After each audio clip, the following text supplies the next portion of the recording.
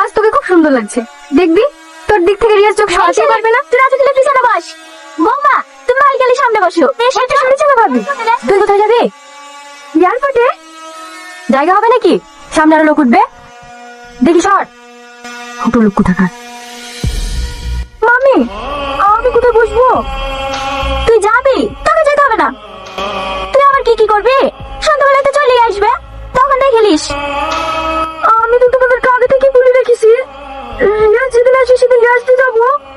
দেখতে তো বাসে গাড়ি লোড হয়ে গেছে, অত ছোট লোক মতো করিস কেন? কি হয়েছে গো মা? হ্যাঁ তোকে বলো না গাড়িতে জায়গা হবে না, বাড়ি চল যা। তুমি এখানে তোরা কাদের সাথে কি ব্যবহার করতে সেই শিক্ষাটুকু দেয়নি বাপ মায়ের। তোর সাথে বসে কোথায় মেয়ে যাবে? ভিখারি কোথাকার, তোরা যে আমাদের কুটুম সেই পরিচয় দিতে এখন ঘৃণা লাগে। যাও মা বাড়ি যাও, ফালতু ভিখারিদের সাথে বকি লাভ নাই।